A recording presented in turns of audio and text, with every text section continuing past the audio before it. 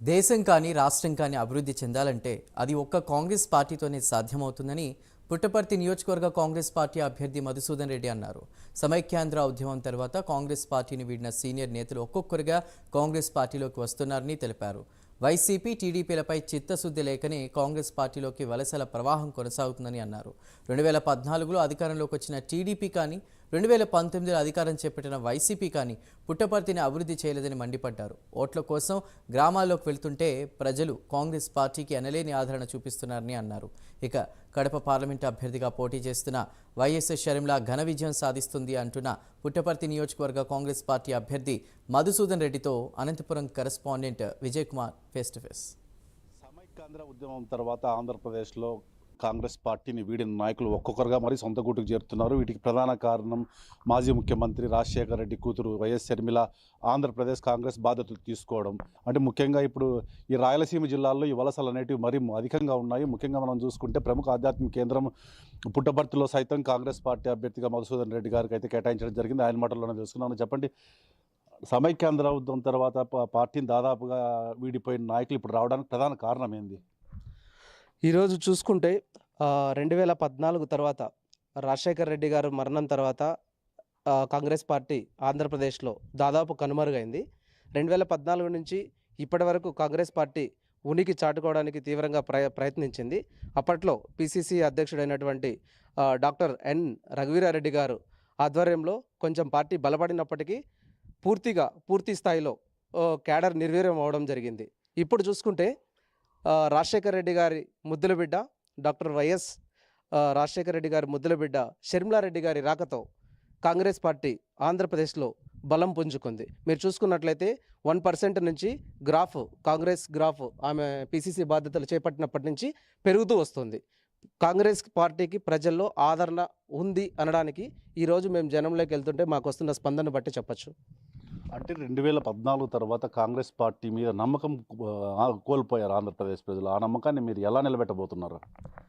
యాక్చువల్గా 2014లో మేము విభజన హామీలు తెలంగాణ ఇచ్చేక ముందు కాంగ్రెస్ పార్టీ కృతనిశ్చయంతో ఉండింది. ఆంధ్రప్రదేశ్కి కూడా మేలు చేయాలి, ప్రత్యేక హోదా ద్వారా ఆంధ్రప్రదేశ్కి ఏదైతే కోల్పోయినారో దాని లాస్ని భర్తీ చేయాలని గట్టిగా అనుకున్నారు. కొన్ని కారణాల వల్ల గవర్నమెంట్ రాకపోవడం వల్ల ఆ రోజు ఏదైతే హామీ ఇచ్చిందో బీజేపీ, మేము అధికారంలో ఉంటే 5 ఏళ్ళు కాదు 10 సంవత్సరాలు ప్రత్యేక హోదా ఇచ్చి మీ ఆంధ్రప్రదేశ్ నిలబెడతామని చెప్పి వాళ్ళు మాట తప్పారు. లేకుంటే ఆ ప్రయత్నంలో కాంగ్రెస్ పార్టీ కానీ అధికారంలో ఉంటే ఈరోజు ఆంధ్రప్రదేశ్కి ఈ దుస్థితి వచ్చేది కాదు. అయితే మరి ముఖ్యంగా ఇప్పుడు ఉన్న పరిస్థితుల్లో వైఎస్ఆర్సీపీ తెలుగుదేశం పార్టీల మధ్య ప్రధాన పోటీ ఉంది. మరి వారికి అనుగుణంగా మీరు పోటీ ఇవ్వగలబోతున్నారా వచ్చే ఎన్నికల్లో? ఖచ్చితంగా. ఈరోజు 2014 రాష్ట్రం విడిపోయినప్పటి నుంచి చంద్రబాబు నాయుడు గారి నాయకత్వంలో ఆంధ్రప్రదేశ్ బలపడుతుంది. ఆయన సీనియర్ నాయకుడుగా 40 ఇయర్స్ ఇండస్ట్రీ అని చెప్పుకుంటున్నారు. ఆయన నాయకత్వంలో ఆయన అనుభవం ఈ ఆంధ్రప్రదేశ్కి ఉపయోగపడుతుందని ప్రజలు బలంగా విశ్వసించి ఆ రోజు ఓట్లేసి గెలిపిస్తే 2014 నుంచి 19 వరకు వాళ్ళు జన్మభూమి కమిటీల ద్వారా వాళ్ళు చేసిన అవినీతి అక్రమాలతో ప్రజలు వాళ్ళని విశ్వసించక వేరే పార్టీని ఎన్నుకోవడం జరిగింది. దాని తర్వాత వచ్చిన పార్టీ కూడా ఈరోజు సంక్షేమం పేరుతో లక్షల కోట్ల ప్రజాధనాన్ని దుర్వినియోగం చేస్తూ సంక్షేమం పేరుతో సంక్షేమం కొంతమందికి అందరికీ అందట్లేదు. నిజమైన పేదవాడికి సంక్షేమం అందినప్పుడు మాత్రమే మనము సంక్షేమం ఇచ్చినామని చెప్పచ్చు. ఈరోజు స్టేట్లో ఎక్కడ చూసినా అభివృద్ధి శూన్యం, అభివృద్ధి లేదు, రోడ్లు సరిగా లేవు. ఈరోజు ఈ నియోజకవర్గంలో ప్రాతినిధ్యం వహిస్తున్నటువంటి దుద్దుకుంట శ్రీధర్ రెడ్డి గారు చెప్తున్నటువంటి నేను బ్రహ్మాండంగా రోడ్లు అభివృద్ధి చేసిన అంటున్నాడు. మీరు చూడండి, ఆ రోజు నుంచి కర్ణాటక నాగేపల్లి నుంచి కలెక్టరేట్ వరకు తీసుకున్నా కూడా ముందేసిన రోడ్లే కానీ ఇప్పుడు కొత్తగా వేసిన రోడ్లు లేవు. ఈ ఒక్కటే కాదు, మొత్తం నియోజకవర్గ వ్యాప్తంగా చూసుకుంటే రోడ్లు వాళ్ళ ఇంటి దగ్గర నలసింగయ్య గారిపల్లి నుంచి నల్లమాడ వరకు కొంచెం ఆ రోడ్డు వేసుకున్నారు కానీ మిగతావన్నీ పాత రోడ్లే. ఈరోజు వాళ్ళు చెప్పినటువంటి అభివృద్ధి జరగలేదు. ఈ పుట్టపర్తి నియోజకవర్గంలో వెల్ ఎడ్యుకేటెడ్ సెంటర్స్ ఏమీ లేవు, ఒక బీటెక్ కాలేజ్ లేదు. చూసుకుంటే మనం ఎవరైనా వచ్చి ఇక్కడ విదేశస్తులు వచ్చి నివసిస్తున్నారు. అలాగే సత్యసాయి బాబా ఆధ్యాత్మిక కేంద్రం ఉన్నటువంటి ఈ పుట్టపర్తిలో వసతులు చాలా తక్కువగా ఉన్నాయి. అయితే ముఖ్యంగా ప్రధానంగా ఒక వార్త అయితే చక్కర్లు కొడుతుంది. కేవలం వైఎస్ఆర్సీపీ పార్టీని దెబ్బ తీయడం కోసమే రేవంత్ రెడ్డి గారు షర్మిలాని ఇక్కడ పిసిసి అధ్యక్షురాలుగా చేశారనే ఒక వార్త అయితే ప్రజల్లో నాటుతుంది. మీరు దాన్ని ఏకీభవిస్తారా? ఖచ్చితంగా దీన్ని మేము ఏకీభవించాం. ఎందుకంటే వైఎస్ఆర్సీపీని ఒకప్పుడు కాంగ్రెస్ పార్టీలో ఉన్న క్యాడర్ మొత్తం ఇప్పుడు వైఎస్ఆర్సీపీలో ఉంది. మేము మిమ్మల్ని తీసుకోవడానికి కానీ మీరు ఖచ్చితంగా అభివృద్ధి చేస్తే మాకు ఈ అవసరం కాంగ్రెస్ పార్టీకి ఈ అవసరం వచ్చేది కాదు. మీకు ఇక్కడ గ్యాప్ ఉంది కాబట్టి ఇక్కడ సరిగా ప్రజా సంక్షేమ పాలన డాక్టర్ వైఎస్ రాజశేఖర రెడ్డి గారి కన్న కళ ఆయన ఆశయాలు నెరవేరలేదు కాబట్టి ఈరోజు షర్మిలారెడ్డి గారు బాధ్యతలు తీసుకొని ఆంధ్రప్రదేశ్ పిసిసి అధ్యక్షురాలుగా బాధ్యత తీసుకొని ఇక్కడ మేము పోటీ చేయడం జరుగుతుంది. ఈరోజు సంక్షేమ అభివృద్ధి అనే రెండు కళ్ళని మీరు చెప్తున్నట్టు జరగలేదు కాబట్టి మేము ఇక్కడ గట్టిగా పోటీ చేయాలని నిర్ణయించుకున్నాం. అంతేకాకుండా మిమ్మల్ని ఒక ప్రతిపక్షం కానీ పాలకపక్షం చేయలేకపోతున్నా ప్రతిపక్షం ప్రశ్నించలేకపోతుంది. ఈ గ్యాప్ను భర్తీ చేయడానికి కాంగ్రెస్ పార్టీ గట్టిగా నడుం బిగించింది. ఖచ్చితంగా మేము ప్రజల్లో ఉండి రాబోయే ఎన్నికల్లో మేము గట్టి మెజార్టీతో గెలుస్తామని విశ్వసిస్తున్నాం.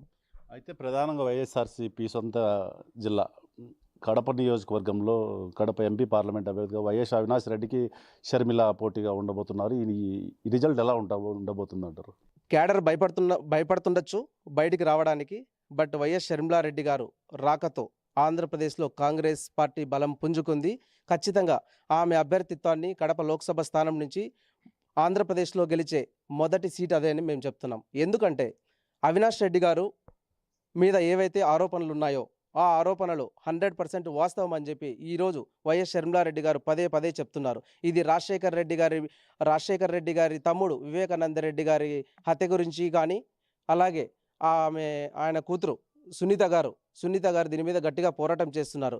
జగన్మోహన్ రెడ్డి గారికి దీనిలో ఏ పాత్ర లేదన్నప్పటికీ కూడా ఒక హంతకుడిని వెనకేసుకొస్తున్నారు. ఒక హంతకుడికి నిజాయితీ పరులైనటువంటి వీళ్ళకి న్యాయం జరగలేదు కాబట్టి వీళ్ళిద్దరి మధ్య ప్రధానంగా పోటీ ఉందని చెప్పుకుంటున్నారు అని చర్చించుకుంటున్నారు జనాల్లో.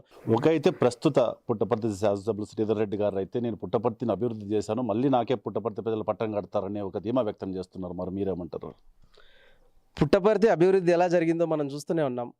ఈరోజు తన రాజకీయ ప్రస్థానం వాటర్ ట్యాంకర్లతో ప్రారంభించబడి ఈ నియోజకవర్గ ప్రజల మనసు కొల్లగొట్టినని అనుకొని తాగునీరు ప్రతి మండలంలో తన ట్యాంకర్ల ద్వారా తాగునీరునిచ్చారు. అప్పట్లో అధికారంలోకి రావడం కోసం. అధికారంకి వచ్చిన మరుక్షణమే మొన్ననే పత్రికలు మీడియా కోడై కూశాయి. సత్యసాయి మంచినీటి పథకం కింద ఎగువ ఉన్న గ్రామాలకు నీటి సరఫరా చేసుకుంటుంటే ఆ పైప్ లైన్ ద్వారా తన పంట పొలాలకు తాగునీటిని మళ్లించారు.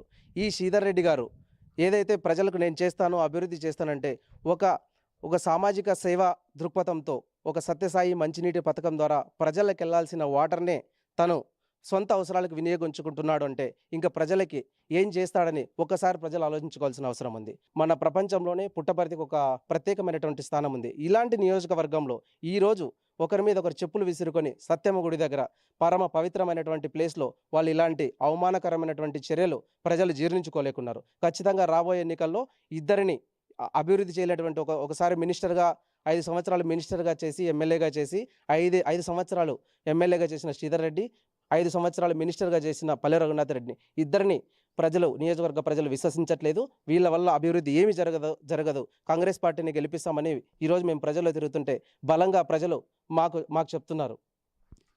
అయితే వచ్చే ఎన్నికల్లో కాంగ్రెస్ పార్టీకి పూర్వవైపు రానుందని అయితే కాంగ్రెస్ పార్టీ పుట్టపర్తి అభ్యర్థి మధుసూదన్ రెడ్డి గారు ధీమా వ్యక్తం చేస్తున్నారు. అలాగే రాష్ట్ర వ్యాప్తంగా చూసుకుంటే దాదాపు 175 నియోజకవర్గాలకు 1500 అప్లికేషన్లు వచ్చాయంటేనే కాంగ్రెస్ పార్టీకి ఎంత ఆదరణ ప్రజల్లో పెరిగింది అనేది ఒకటి అర్థమవుతుందని అంటున్నారు. అలాగే వచ్చే ఎన్నికల్లో ఖచ్చితంగా శ్రీధర్ రెడ్డి గారిని ఖచ్చితంగా ఓడించి తీరుతాము, శ్రీధర్ రెడ్డి పుట్టపర్తికి అభివృద్ధి చేసింది అయితే ఏమీ లేదు.